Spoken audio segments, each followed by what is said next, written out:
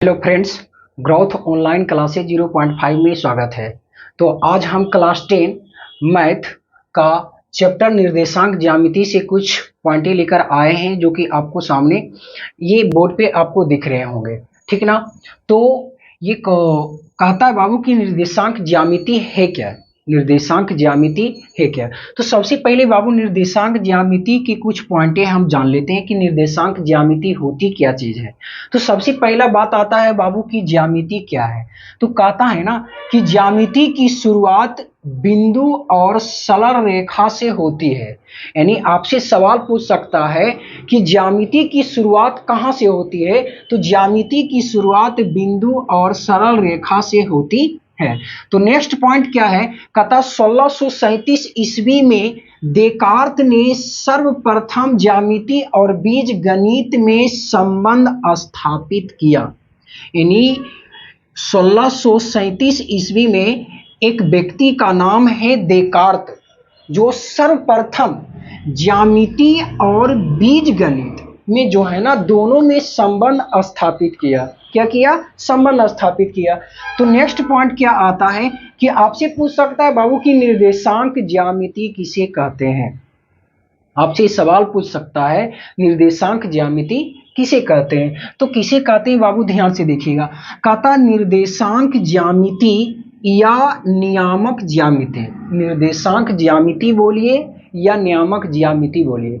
तो कहता निर्देशांक ज्यामिति या नियामक ज्यामिति गणित की वह शाखा है, गणित की वह शाखा है जिसमें ज्यामिति का अध्ययन बीज गणित के माध्यम से किया जाता है, उसे निर्देशांक ज्यामिति कहते हैं। उसे क्या कहते हैं बाबू? निर्देशांक ज्यामिति कहते हैं। फिर से इसको देखिएगा। कहता निर्देशांक ज्यामिति या नियामक ज्यामिति गणित की वह शाखा है जिसमें ज्यामिति का अध्ययन बीज गणित के माध्यम से किया जाता है, उसे निर्देशांक ज्यामिति कहते हैं। तो हमने ये तीसरी पॉइंट हमने जान लिए।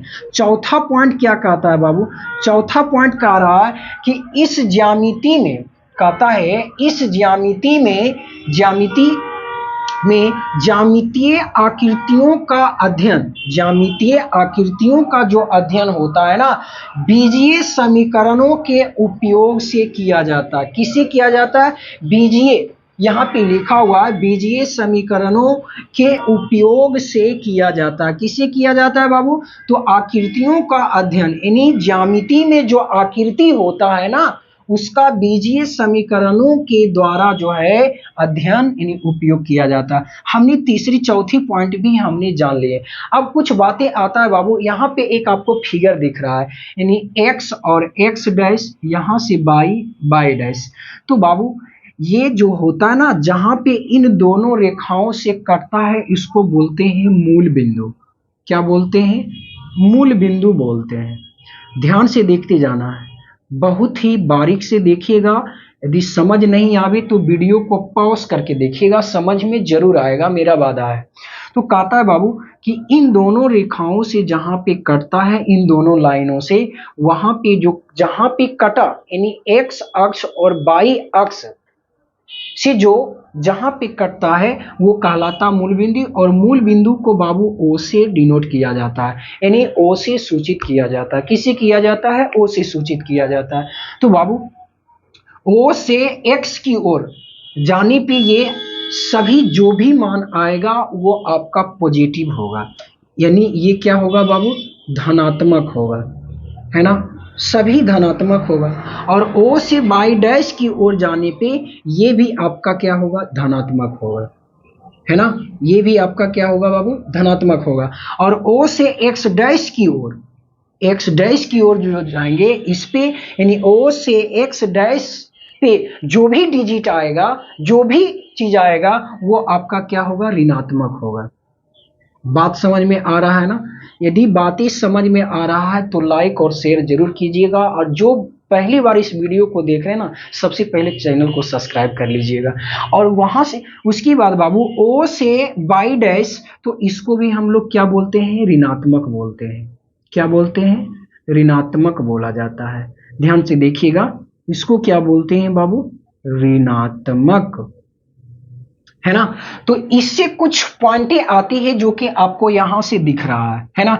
तो सबसे पहले बाबू, एक्स निर्देशांक या भुज किसको कहते हैं? एक्स निर्देशांक या भुज किसको कहते हैं? ऑब्जेक्टिव क्वेश्चन के लिए भी आई है। तो कहता है किसी बिंदु की, यानी इसमें कहीं भी कोई बिंदु हो सकता है, कहीं भी बिंदु हो। कहता किसी बिंदु की बाई अक्ष से दूरी उस बिंदु का एक्स निर्देशांक या भुज कहलाती है। फिर से देखिएगा, कहता किसी बिंदु की, कोई भी बिंदु कहीं भी ले लीजिए, किसी बिंदु की बाई अक्ष, तो बाबू बाई अक्ष तो यही है ना, ये सारा है बाई अक्ष। कहता बाई अक्ष से, बाई अक्ष से यानी बाई अक्ष से दूरी उस बिंदु का एक्स निर्देशांक या भुज कहलाती है। क्या कहलाती है? भुज कहलाती है। या आपसे पूछ सकता है कि भुज किसे कहते हैं, है ना। भुज किसको कहा जाता है? तो एक्स निर्देशांक को ही भुज कहा जाता है। नेक्स्ट पॉइंट क्या है? कहता किसी बिंदु की एक्स अक्ष से दूरी उस बिंदु का बाई निर्देशांक या कोटि कहलाती है। यानी किसी बिंदु, कोई भी बिंदु इसमें मान लीजिए, लेकिन कहता एक्स अक्ष से दूरी होना चाहिए। कहां से होना चाहिए? ये एक्स अक्ष है ना, तो एक्स अक्ष से दूरी इधर भी जा सकता है, इधर भी जा सकता है ना। तो कहा कोई भी बिंदु एक्स अक्ष से जो दूरियां होगा ना, वो बिंदु जो कहलाएगा बाई निर्देशांक या कोटि कहलाती है। क्या कहलाती है? कोटि कहलाती है। ठीक ना, इस बात को समझ पाए होंगे। अब तीसरा पॉइंट आता है, मोस्ट इंपॉर्टेंट सवाल। यहां से मोस्ट इंपॉर्टेंट सवाल बन सकता है और आपसे पूछा भी जाता है और अब की साल भी पूछ सकते हैं 2024 में। ठीक ना। तो क्या कहता है कि एक्स अक्ष पर स्थित किसी बिंदु का निर्देशांक x, 0 होता है। क्या होता है? x, 0 होता है। यानी x अक्ष, तो बाबू x अक्ष तो यही है ना, दिख रहा है ना आपको। तो x अक्ष पे कहीं भी कोई भी बिंदु ले लीजिए, वहां पे उसका निर्देशांक क्या होगा? x, 0। क्या हो जाएगा? x, 0। और चौथी पॉइंट क्या बनता है? तो चौथा पॉइंट आपका बनता है बाबू बाई अक्ष, यानी बाई डैश, बाई अक्ष पर स्थित किसी बिंदु का निर्देशांक 0, बाई होता है। क्या होता है? 0, बाई होता है। तो इस बात को हम फिर से थोड़ा सा आपको बताना चाहते हैं। आपसे पूछ सकता है बाबू कि एक्स निर्देशांक यानी एक्स अक्ष क्या बोलता है? एक्स अक्ष। तो एक्स अक्ष पे किसी बिंदु का निर्देशांक क्या होगा? तो हो जाएगा x, 0। क्या हो जाएगा? x, 0। यदि आपसे पूछे बाबू कि बाई अक्ष पे किसी बिंदु का निर्देशांक क्या होगा? तो 0, बाई होगा। क्या होगा? 0, बाई होगा। और अब इसके बाद नेक्स्ट हम क्या जानेंगे बाबू? एक रेखा पढ़ते हैं, लाइन है और ये भी एक लाइन है, तो इसको हम x बोलते हैं और इसको हम x डैश बोलते हैं और इसको बाई और इसको बोलते हैं बाई डैश। और हम जानते हैं कि इन दोनों रेखाओं से जो बिंदु कटता है, जहां पे कटा उसको हम O बोलते हैं, जिसको हम कहते हैं मूल बिंदु। आपसे ये भी सवाल पूछा जा सकता है, मूल बिंदु का निर्देशांक क्या होता है? यानी आपसे पूछ सकता है बाबू कि मूल बिंदु का निर्देशांक, मूल बिंदु का निर्देशांक, तो मूल बिंदु का निर्देशांक 0, 0 होता है। क्या होता है? 0, 0 होता है। ऑब्जेक्टिव क्वेश्चन में आपसे पूछ सकता है कि मूल बिंदु का निर्देशांक क्या होता है? तो 0, 0 होता है। अब हम ये जानना चाहेंगे बाबू कि इतना हमने बार बार पढ़ रहे निर्देशांक, आखिर निर्देशांक, कोई भी बिंदु का निर्देशांक ज्ञात करने के लिए हमें किन किन चीजों की जरूरत पड़ता है? तो हमें किसी भी बिंदु का यदि निर्देशांक चाहिए, कोई भी बिंदु का निर्देशांक चाहिए, तो उसके लिए हमें भुज और कोटि कोटि की आवश्यकता पड़ती है ना। किसी भी बिंदु का निर्देशांक यदि ज्ञात करना हो तो उसके लिए हमें भुज और कोटि की आवश्यकता पड़ता है। तो भुज क्या होता है बाबू? भुज होता है x का मान और कोटि होता है y का मान। क्या होता है? भुज होता है x का मान और कोटि होता है y का मान। जबकि इसके पीछे थोड़ा जाइएगा तो x और y के बारे में हमने बता चुके हैं कि ये x और ये x डैश, ये y और ये y डैश, यानी x x अक्ष, y डैश। ठीक है, तो y अक्ष हम जानते हैं कि x अक्ष पे किसी बिंदु का निर्देशांक x, 0 होता है और y अक्ष पे किसी बिंदु का निर्देशांक 0, y होता है। तो हमें किसी भी बिंदु का निर्देशांक ज्ञात करने के लिए भुज और कोटि की आवश्यकता पड़ती है। और ऐसा नहीं कि कोटि कोमा भुज, तो वो गलत आपका हो जाएगा। क्या हो जाएगा? गलत हो जाएगा। हमने ये चीज जान चुके हैं। अब इसके बाद आता है बाबू चतुर्थांश। चतुर्थांश होता क्या चीज है? सबसे पहले हम जानेंगे कि चतुर्थांश है क्या। ठीक ना, मोस्ट इंपॉर्टेंट सवाल है। एक एक चीज को, एक एक वर्ड को बारीक से पढ़ना है। तो सबसे पहले हम जानेंगे कि चतुर्थांश होता क्या चीज है ना। चतुर्थांश, चतुर्थांश, चतुर्थांश को पाद भी बोला जाता है, चरण भी बोला जाता है। ध्यान से देखिएगा, है ना। यानी चतुर्थांश को पाद, चरण भी बोला जाता है ना। तो चतुर्थांश कहते किसको है बाबू? इसमें आपका प्रथम चतुर्थांश होता है, ये होता है बाबू दूसरा चतुर्थांश, और ये होता है तीसरा चतुर्थांश, और ये होता है चौथा चतुर्थांश। बात को समझ पा रहे हैं? फिर से इस बात को समझिएगा कि चतुर्थांश के 4 प्रकार के होते हैं। चतुर्थांश कितने प्रकार के होते हैं? 4 प्रकार के। आपसे पूछ सकता है बाबू कि चतुर्थांश कितने प्रकार के होते हैं, तो जवाब देना है 4 प्रकार के होते हैं चतुर्थांश। तो ये हुआ पहला, ये दूसरा, और ये तीसरा, ये चौथा। तो बात आ गई बाबू कि पहला में जो भी होगा वो आपका प्लस प्लस होगा, और इसमें क्या होता है? प्लस माइनस प्लस होगा। ऐसा क्यों? हम जानते हैं कि किसी भी बिंदु का निर्देशांक ज्ञात करने के लिए x और y की जरूरत पड़ती है, जहां x बराबर भुज और y बराबर कोटि। तो बाबू यहां से भुज क्या चीज में है? निगेटिव में है। ये क्या है? निगेटिव में। तो पहले निगेटिव, और ये आपका क्या है? प्लस में। तो प्लस, ये क्या हो जाएगा? माइनस। क्या हो जाएगा? माइनस। और ये क्या होगा? Plus comma minus. तो आपसे पूछ सकता है कि प्रथम चतुर्थांश, प्रथम चतुर्थांश या प्रथम पाद या प्रथम चरण में क्या होता है? तो प्लस प्लस। क्या होता है? Plus plus. दूसरा में क्या होता है? Minus plus. तीसरा में क्या होता है? Minus minus. चौथा में क्या होता है? Plus minus. तो इसको हम थोड़ा सा यहाँ पे लिख देना चाहते हैं, यानी प्रथम चतुर्थांश, प्रथम चतुर्थांश। प्रथम चतुर्थांश प्लस कोमा प्लस होता है। क्या होता है? Plus coma plus. दूसरा क्या होता है बाबू? द्वितीय चतुर्थांश। द्वितीय चतुर्थांश, द्वितीय चतुर्थांश आपका माइनस कोमा प्लस होता है। तीसरा यानी तृतीय, तृतीय चतुर्थांश क्या होता है? तो माइनस माइनस होता है। क्या होता है बाबू? Minus minus. और चौथा चतुर्थ, चतुर्थ निर्देशांक क्या होता है? चतुर्थांश क्या होता है बाबू? तो प्लस कोमा माइनस होता है।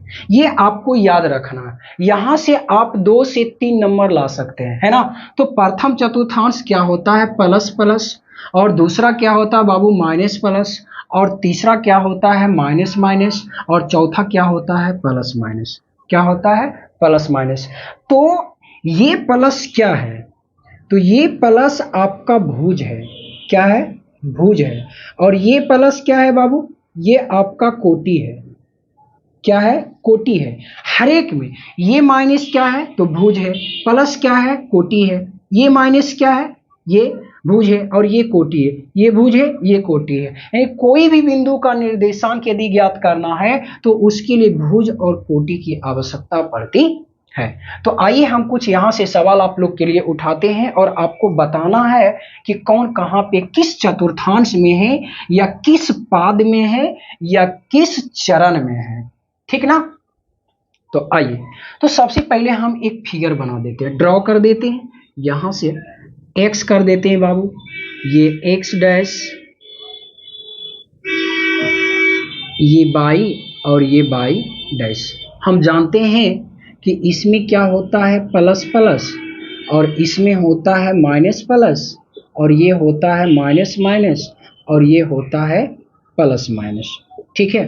तो पहला क्वेश्चन क्या बनता है, तो आपसे पूछ सकता है कि -5, -2 किस चतुर्थांश में है, किस चतुर्थांश में है। तो इसका आंसर क्या दीजिएगा।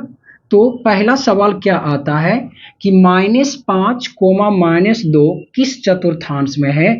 तो देखना है बाबू कि यहाँ किस में है, यानी कि भुज का भी मान, यानी यहाँ पे भुज का भी मान माइनस में है और कोटि का भी मान माइनस में, यानी कहने का मतलब यहाँ पे क्या है तीसरा में। तो हम लिखेंगे तृतीय चतुर्थांश। क्या लिखेंगे, तृतीय चतुर्थांश। और बहुत सारे सवाल पूछ सकता है, या पूछ सकता है बाबू कि -a, b किस चतुर्थांश में है ना। -a, b किस चतुर्थांश में है। तो माइनस यानी भुज का मान चाहिए निगेटिव में और कोटि का मान चाहिए प्लस में, जो कि आपका दूसरा नंबर में दिख रहा है। तो ये हो जाएगा बाबू द्वितीय, क्या हो जाएगा, द्वितीय चतुर्थांश, है ना, द्वितीय चतुर्थांश। तो इसके आगे और भी सवाल हम कर सकते हैं। तो यहां से बाबू हम कर सकते हैं ना कि -5 + 2, 3 -3 किस चतुर्थांश में है, यानी -5 + 2, -3 किस चतुर्थांश में है। तो बाबू ये माइनस ये प्लस, तो प्लस माइनस क्या होना चाहिए, माइनस।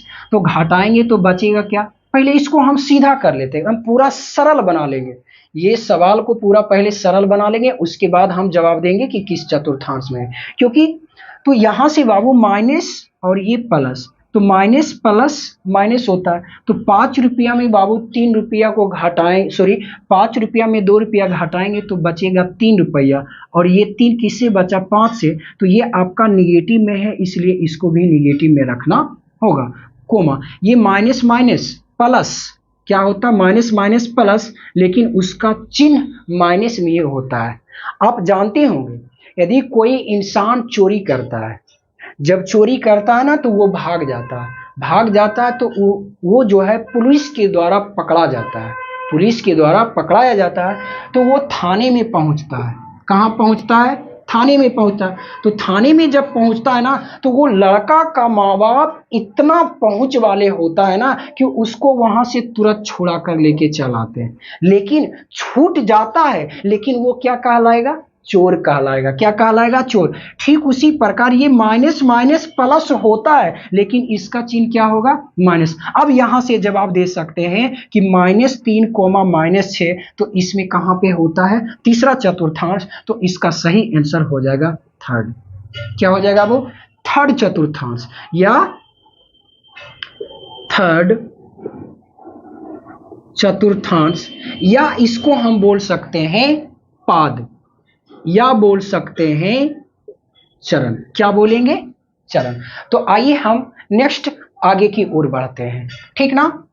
तो कुछ और आपको हम होमवर्क के लिए देते हैं, और होमवर्क में बना के लाइएगा और कमेंट में करके बताइएगा कि ये इसका आंसर होगा, ठीक ना। तो पहला सवाल है, कहता है क्वेश्चन है, बिंदु किस निर्देशांक या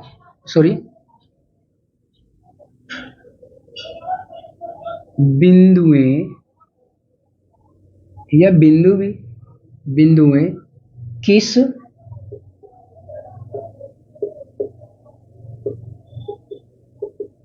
चतुर्थांश में है ना, ये आपका पॉइंट बनता है।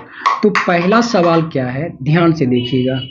तो पहला सवाल है बाबू 5, -3, इसका जवाब कमेंट में दीजिएगा। दूसरा क्या है बाबू -a/2, b/2, इसका भी दीजिएगा। नेक्स्ट क्या दे सकते हैं -4, -5, ठीक है। नेक्स्ट क्वेश्चन है कि -4 + 2, -5 + 3, ये किस चतुर्थांश में है, यानी जवाब देना है कि ये सब जो है ना किस चतुर्थांश में है, या किस पाद में है या किस चरण में है। नेक्स्ट क्या देंगे, नेक्स्ट है 2, -3, और क्या है -5, 1। तो इतना आप लोग को होमवर्क में दिए हैं। तो आज के लिए इतना ही। यदि वीडियो अच्छा लगे तो लाइक और शेयर जरूर कीजिएगा। जो पहली बार इस वीडियो को देख रहे हैं ना, सबसे पहले वो चैनल को सब्सक्राइब कीजिएगा, जब भी मैं वीडियो अपलोड करूं तो आपके पास नोटिफिकेशन जा पाए। Okay, bye bye, thank you.